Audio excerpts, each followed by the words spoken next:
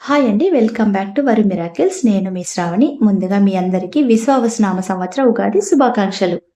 మా ఇంట్లో మేము ఈ ఉగాదిని ఎలా సెలబ్రేట్ చేసుకున్నామో మీకు ఈ వీడియోలో అయితే చూపించబోతున్నాను. మీరైతే ఈ వీడియోని స్కిప్ చేయకుండా చివరి దాకా చూడండి. అండ్ వెళ్తే ఒక్క లైక్ కొట్టేసి వెళ్ళండి. అండ్ దీంతో పాటు మాకు ఈ ఉగాదికి ఇంకొక స్పెషల్ గుడ్ న్యూస్ ఏంటంటే, మా వారి చిన్ననాటి స్నేహితుడు అంటే దాదాపుగా 10th క్లాస్‌మేట్ 35 ఇయర్స్ బ్యాక్ ఉన్న ఫ్రెండ్‌షిప్ అన్నమాట. తన ఫ్రెండ్ తన కుటుంబంతో సహా మా ఇంటికి విచ్చేసి ఉగాది మా ఇంట్లోనే సెలబ్రేట్ చేసుకోవడం జరిగింది. అది మాకింకా డబుల్ హ్యాపీనెస్ అనేది ఇచ్చిందనమాట. ఇంకా రెట్టింపు ఉత్సాహాన్ని అయితే ఇచ్చింది. దాంతో మా ఇంట్లో పండగ వాతావరణం ఇంకా ఆనందంగా చేసుకోవడం అయితే జరిగిందనమాట.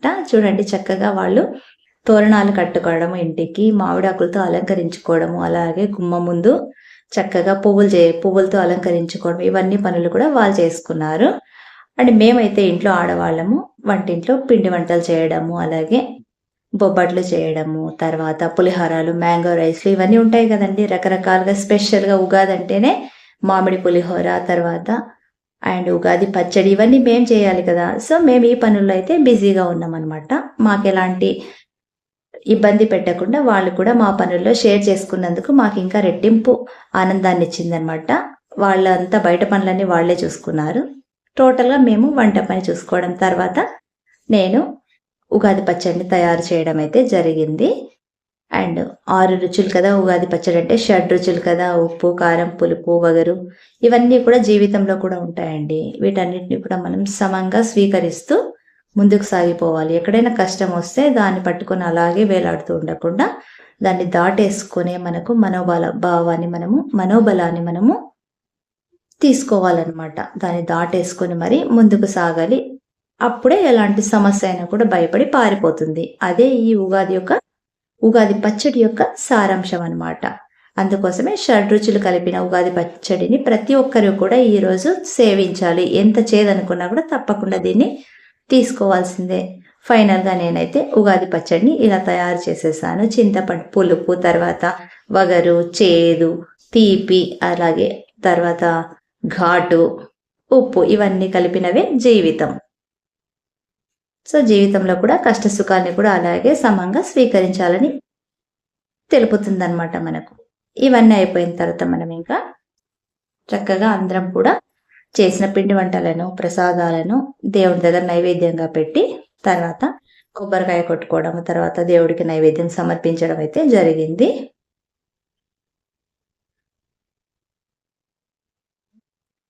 తర్వాత అందరం కలిసి చక్కగా మంగళహారతి, తర్వాత హారతి పాటలతో అందరం కలిసి హారతి ఇవ్వడము, పూజ చేసుకోవడం అయితే జరిగింది కుటుంబ సమేతంగా.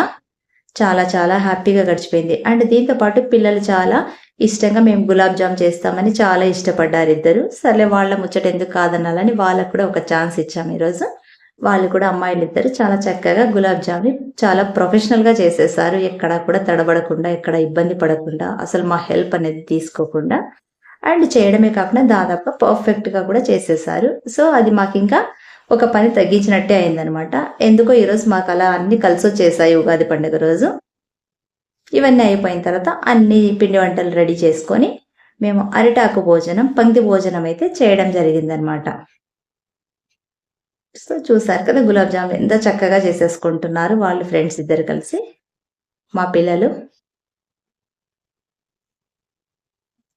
మామూలుగా రోజులు మనము స్టీల్ ప్లేట్‌లో తినడం వేరు. ఇలా పండుగ రోజుల్లో అరిటాకు భోజనం చేయడం వేరండి. అందులో ఉన్న సంతృప్తి మరెక్కడా దొరకదు. చూసారా? పంక్తి భోజనం ఇలా చేసి ఈరోజు తర్వాత వాళ్ళిద్దరు ఫ్రెండ్స్ చక్కగా చిన్న పిల్లలైపోయి బాల్ ఆడుకోవడం, తర్వాత క్రికెట్ ఆడుకోవడం అయితే జరిగింది.